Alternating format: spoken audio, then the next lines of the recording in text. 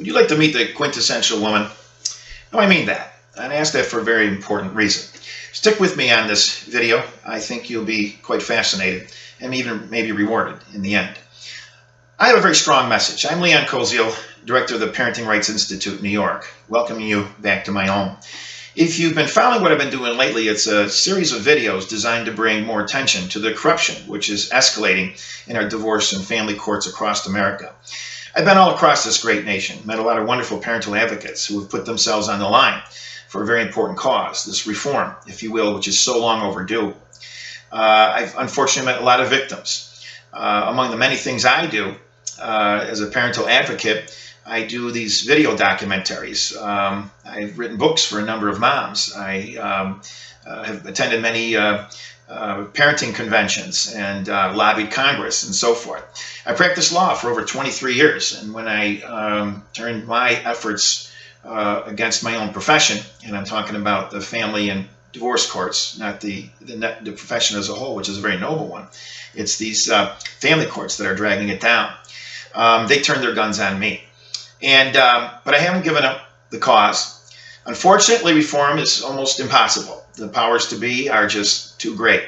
Bar associations, the psychiatric industry, the drug industry, our own government, which is rewarding judges based on the number and magnitude of child support orders in these courts. For them to get these orders, you got to get moms and dads fighting.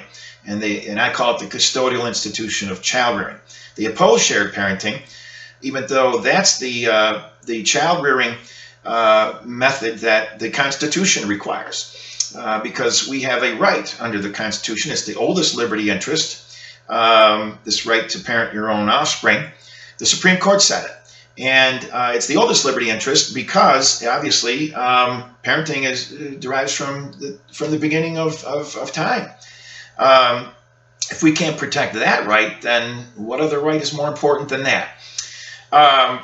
So the reform that's necessary here, if it's going to occur, is going to have to be done on our own. Much like in the frontier days, they had to rely on guerrilla war tactics, and ultimately they prevailed. What we have to do is to keep moms and dads out of these courts. We have to do it community by community at a time. And these videos, I think, go a long ways to making that happen. Some of our documentaries, especially recent, have gone up on the Google search, the various judges that we have targeted, the ones who are committing the worst of misconduct. And as a result, in a sense, we're doing the accountability, the public accountability that our government is supposed to be doing, but in a way that they're so terribly failing us. And you know what I'm talking about. On our site, I have a lot of examples. You're welcome to look it up, leonkoziol.com. The Quintessential Woman actually arose from a Facebook follower. I have thousands of them from all over the world. And they understand and agree with my message. It's being suppressed by mainstream media, so we rely on the secondary media and social media to get it done. Again, it's like the guerrilla tactics of the frontier days, the people who made our country possible. They were successful against the odds, overwhelming odds. And we can as well. But we're going to have to become more organized. Let's face it, parents don't come to the rallies. They don't provide the necessary financial support. We don't have an agency that's properly protecting us, much like others have. NAACP, National Organization for Women, the ACLU, there's so many of them. I have the Parenting Rights Institute, and I'm trying to build that up, but I need large-scale investments if that's ever going to happen. So we do this. The Quintessential Woman arose from a Facebook follower who put a message out, and I happened to come upon it, and it impressed me. Obviously, a mom who was having struggles meeting a nice guy, we have to rely on social media today. It's a jungle out there. And so she took the very bold step of putting out a message that said she's going to unveil a person that she had, in her words, a crush on. And she had been following this person for some time, and there was a link. And I was curious. I hit that link. Well, it turns out it was me. It was this website. And so I'm dedicating this post to her, this video, if you will. So the Quintessential Woman is my way of saying to all you women, not just this one, that this is what we men admire. And we're losing it in society today. Now, men have issues too. We're not as romantic as we once were. We don't do the flower thing as we need to do more often. So we each got our gender issues. But this is what I put out there, not for the men, You're not going to see a playboy or some kind of a supermodel or a Hollywood star, some fashion person. This is not what I'm going to show you. It's not about looks. This is about character. And this is about a woman in a movie that when she made this scene, I was just so thoroughly impressed. I still remember it to this day. It's The Last of the Mohicans, a blockbuster movie. It's 20 years old now, but it has a lot of relevance today. We could learn a lot from history, and this movie, I think, has a sort of a message for all of us who will struggle in these divorce and family court environments. Because the French and Indian War, which is the backdrop here, is the precursor to the Revolutionary War 20 years later. The militia, the colonials who fought here and learned how to fight, then became the heroes of the Revolutionary War and made this country possible. The French, who were the enemy in that war, became our allies when we won at Saratoga, the turning point that convinced them that we could actually prevail. The woman here is Cora Monroe, and she's played by the actress Madeline Stowe. Does an outstanding job here, and I'm going to play this scene. But before I do, a little background so you'll better understand and appreciate why I thought this was so effective and why we need more of it today. If you emulate this character, ladies, you will own your men. You will have and maintain relationships in a way that will amaze you. He will treat you like you always wanted to. Well, that's just my opinion. But the woman is Cora Monroe. She comes in from Great Britain to the New World for the very first time. She gets to Albany. She runs into Major Duncan Hayward. And she's known him since childhood, and he's to escort her to the fort, where her father is the commander, Colonel Monroe. And he proposes to her. She puts him on hold. She's not in love with him. Marriages were set up in those days, and she wants to see the frontier. So she and her sister, escorted by a British contingent led by Major Duncan Hayward, make their way into the wilderness up to Fort William Henry on Lake George. This is a place that's near and dear to me because I had a boat on that lake, a satellite law practice, met a lot of wonderful people, great place to visit. The shops, the boutiques, the clubs, the restaurants, the Sagamore 5-star resort. The scenery is phenomenal. The mountains come straight out of the lake. The lake is crystal clear. You can see 30 feet down. It's all spring-fed. I drink the water when I swim across the lake. I've been in the mountains that come straight half a mile up over the lake surface. I've run into timber rattlesnake. I've run into bear and moose and all sorts of wildlife. In so many respects, it's just like today is just like it was back in the day. Fort William Henry, there's actually a replica of the fort at the southern shore of Lake George where this scene takes place. The Last of the Mohicans is based on a novel by James Fenimore Cooper, our first famous American novelist. He went to Lake George and fell in love with it like I did. I wrote a novel, also based on the lake. It's called Voyage to Armageddon. It's based on nuclear terrorism and the fact that our borders are not being properly safeguarded. It's a story about five career women who throw caution to the wind. They buy a yacht, go through the Great Lakes, come across the terrace south, and ultimately save New York City. I went through all the Great Lakes and crossed the border many times. This was only 9 months after 9/11. So if you think your borders are secure, think again. Well, this movie has a lot to say because what was happening at the time that this fort was under siege is the famous massacre of 1757, which then was really the turning point because the British were so upset at the massacring of innocent children that they doubled their efforts the following year and eventually won the French and Indian War. They had to get the taxes to pay for the war, and that's what led to the revolution. So many parallels with what's going on today. We'll get to that in a moment. But first, I think you need to see this, and also a little bit more of the backdrop. As they're going up through the trail to Lake George, to the Fort William Henry, they're ambushed. They're ambushed by a war party. The British are wiped out. There's a group in the woods, 3 frontiersmen, two Mohicans, and their adopted son brother. That would be Nathaniel. He was Hawkeye in the book, Nathaniel in the movie. He's played by Daniel Day-Lewis. The 3 of them come up, hear the noise, so they come upon this same war party ambush, and they save Cora, her sister, and the major. And the 6 of them set out and finish the trek to the fort. En route, they run into a farm which has been burned to the ground, children, women, all killed. And they're devastated by this because the threesome, the Mohicans and Nathaniel, these frontier scouts, knew this family. In fact, in the beginning of the movie, they have dinner with this family, and they're just devastated. Cora Monroe sees it as well. She's new to frontier, and she goes through a sort of transformation when she sees the carnage here, because she's very family-oriented. Soldiers are supposed to fight soldiers and not wipe out families. She is just devastated. You can make some parallels there. I mean, in family courts today, we have judges. They're supposed to be looking out for the best interest of the children. Lawyers fighting lawyers. But what's really happening is the children are being devastated. These judges know that the parental alienation is occurring. They know that children are being exploited. They know that families are being bankrupted. But they're concerned about bringing revenues to their courts through this Title IV defunding. They acclimate to higher judgeships. Many of them are family court judges just to advance their career. It's a stepping stone. So they don't care about the children as they purport to. They violate their duties, and we see the carnage, we see the problems, the epidemic, as I call it, all over America today. So again, there are parallels. The six-member group finally get to the fort. They have to sneak in because, to their shock, it's being ambushed and being bombarded. They get in there. Colonel Monroe's not happy to see his daughters because he knows the fort's going to fall, and he's got a major conflict now. Because under agreement with General Webb in Albany, he's supposed to let the militia go to protect their farms should they be attacked. And now Nathaniel, and the major, has seen it. Cora has seen it. They're being devastated.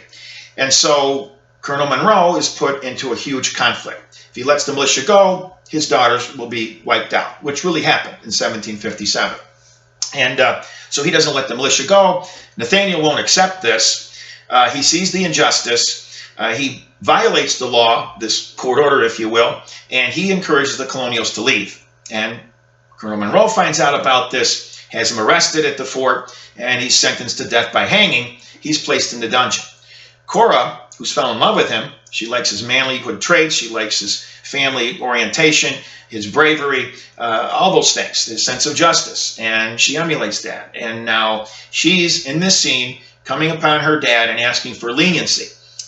You've got Major Duncan Hayward, who the best way to get rid of his competition, he's also learned of this affair that they've had in the fort, and that's just to get rid of him. So his sense of justice is really more of self-interest. Again, you've got those parallels going on here. And so this event takes place. This Major Duncan Hayward gets really out of line during this. And the father learns for the first time that there's something's going on there. He's not aware of the proposal. And what Major Duncan Hayward does is today the functional equivalent of domestic violence. I mean, today he would be arrested under the VAWA law, carried off in handcuffs and put in prison.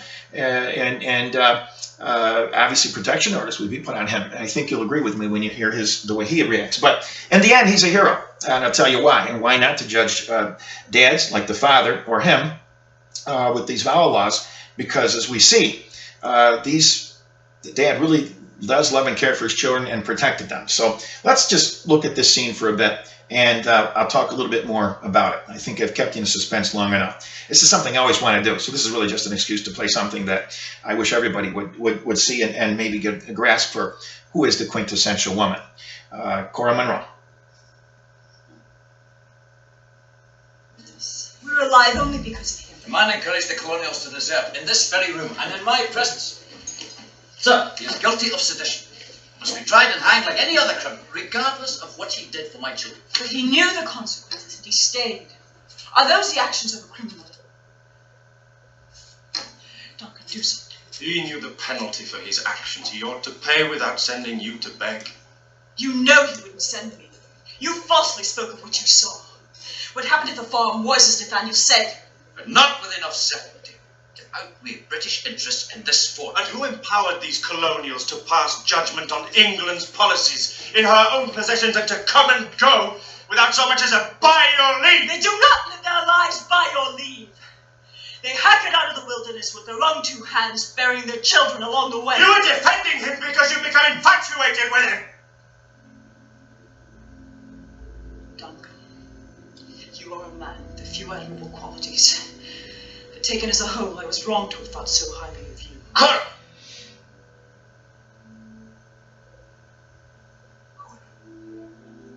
anything I could to keep you from being hurt. But this man is guilty of sedition, and subject to military justice and beyond pardon. Justice? If that's justice, then the sooner French guns blow the English army out of America, the better it will be for the people here. You do not know what you're saying. Yes, I do. I know exactly what I'm saying, and if it is sedition, then I am guilty of sedition too.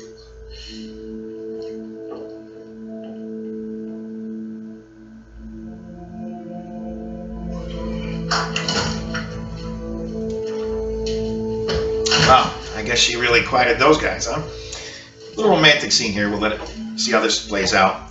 This is Nathaniel, played by Daniel Day-Lewis.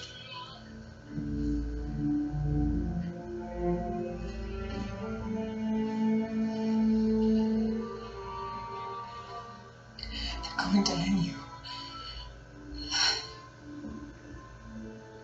Why didn't you leave when you had the chance?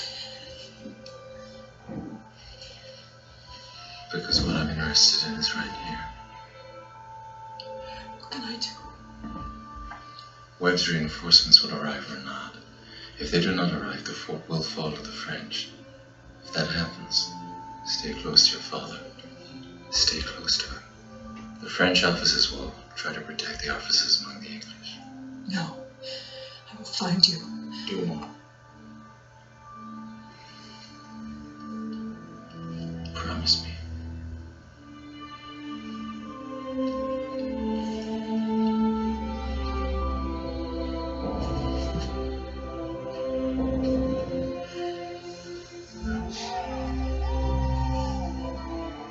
The whole world's on fire. Well, there you have it. My choice for the quintessential woman. And it comes out of a movie. But again, it's the way it used to be when moms and dads, they stuck up for one another. In this particular movie, Cora Monroe actually commits treason and sedition when she stands up to her father and actually says she's going to support her man. And he's in a serious conflict because now he has to, if he follows his duty in the law, he has to put his own daughter to death and hang her right alongside Nathaniel. So a few other points that I think would make this video a bit more entertaining and maybe rewarding for you, the message that I'm trying to convey here. This quintessential woman was told by Nathaniel to stick by her father, and she refuses to do this. And fortunately she did, because later Colonel Monroe does sacrifice himself, and then she survives. Maybe a little message for children today, that your dads really do love you and they'll do almost anything for you. And that's all part of this whole parenting process. We see it at play and how it occurs in this particular movie. There's also the Cora Monroe talks about the world's on fire. Well, in those days, they couldn't imagine a world on fire. I mean, they had not yet explored the whole world, the places that they didn't even know about. They had cannons. That was the best that they had. And so, for their purposes, this was something I think the producers put in based on what we know today, because we need to look no further than the presidential elections, and there's talk about who would be the candidate to push the nuke button. The media, of course, they're telling you it's going to be Donald Trump. But if you look at it using your own minds and your own research, your own independence as a proper voter, studying the issues, you would see that it's more likely that Hillary Clinton will push that nuke button. She's the one that's interfering with governments all around the globe, places we shouldn't even be. They're more likely to have a nuclear terrorist attack, or maybe that very pushing of the button. And then our world will be on fire. When you look at Donald Trump, I mean, he's got this family. I hardly believe that he's going to play these sorts of games and then ruin everything he built up. He's worried about future generations, his own family. And so that's another take that has, I think, relevance to today. Cora also says that as she's committing this treason right in front of her father and the commander of the fort, she says that the sooner the French guns blow the English out of America, it would be better for the people here. Well, I'd like to do a little take on that. And I would say that the sooner the voters blow Hillary Clinton out of America, the better it would be for the people here. Now, why do I say this? I'm really not playing politics. I'm talking about her village. It takes a village. You know what I'm talking about? I mean, you parental advocates do know. She wants to institutionalize child rearing. She tried to overturn the Supreme Court decision, Wisconsin versus Yoder, which was the parenting right, 1972 decision, where the Supreme Court said that the Amish could homeschool their children. Diversity. Really, that's what makes America great. And if you institutionalize these children, we're going to turn them into robots. We're going to turn them into what the state thinks their children ought to be when they can't even balance their budgets. Again, our right goes from the beginning of time. Their rights only go back 200 years, and they're abusing them. They're committing crimes. They're getting away with it. They're getting the free pass. You know, the tarmac thing. Okay? Two societies. There's the elite that can commit their crimes and get wealthy, and the rest of us that have to follow the laws, and we're struggling to do so as we end up like this woman Facebook follower at home, no place to go because she's lost all her money on attorney's fees, and she'd like to live a life that she deserves, the American way. So there's some interesting take there. Now, this Major Duncan Hayward comes across like a pretty nasty guy here. But in the end of the movie, when he realizes he's not going to get Cora Monroe back, he does an interesting thing, a heroic thing. They're captured by Indians, and the tribal chief says that Cora Monroe must now be burned at the stake. She's kind of an interesting character because she manages to dodge all these different things. And that's kind of like similar to family court, when all of the fraudulent allegations, the perjuries that are committed, you don't see women going into jail for child support like you do men. They might get a 5-day or 30-day, men are 6 months. Walter Scott, running from a child support warrant, got shot and dead in the back, unarmed, running from a child support warrant. Are you kidding me? Is that what it's come down to today? Dad, you get shot and killed in debtor prisons, and they're unconstitutional, and we've resurrected them. Also, we can get lawyers rich. Wow. It is a serious epidemic. But in any event, he tells the Indian chief, in a language that only he and the chief knew, to substitute him for her. And so he ends up getting burned at the stake. And I don't know how many of you guys are going to burn at the stake for a woman, but I will say this. This particular Major Duncan Hayward did so, and in his mind anyway, the woman was cheating on him. So there's some heroic aspects and some chivalry that we don't see today. And instead, we see people like Thomas Ball, who burns himself alive in the Keene County Family Court a number of years ago in protest of this system, and all they did is swept his remains to the sewer. He was not able to incite the protest he was looking for after suffering so long and not being able to see his children. The abuses are phenomenal. When a person burned himself in front of the market square in the Middle East, got all sorts of mainstream attention and caused riots all across the Middle East. Here, this Thomas Ball is a descendant of Mary Ball, George Washington's mom, and yet no reform. It's got to tell you something, and just how scary it's getting out there today. But in any event, this is what I'm hoping to do, to keep moms and dads out of these courts, to use the Facebook and the social media, because that's probably the only way we're going to gain this reform. And until we do, we're all going to have to continue suffering, getting the second and third jobs to pay off these lawyer debts. And that is tyranny. That's oppression, folks. No two ways about it. It's what these people fought about way back then. This is not the way it's supposed to be. And so we, as Americans, have a duty to fight back in every which way we can.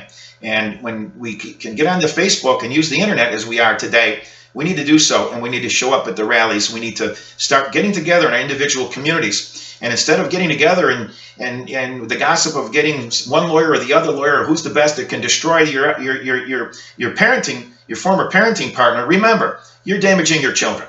That's not what you need to be doing. What you need to be doing is looking for ways that you can get counseling, looking for ways that you can live separately, looking for ways to protect your children, the way these folks did on the frontier, the way Cora Monroe did for her man, and the way her father did that allowed her to live, and for the two of them to have a great ending. Great movie, great novel, and I hope you enjoyed this little message, and I encourage you all to use every means you can to reform this system. That's our duty. It's for our future generations. You've heard the old adage, you can't take the stuff with you. There's no trailer hitch on the back of a hearse. You can't use a U-Haul to your funeral. In the end, we're all going the same way. We're all food for maggots, the judges too. But this is something you could leave behind for future generations and leave your mark in a way that you never imagined. So join us. God bless America. God bless you and your family. And thank you for watching. Have a nice day.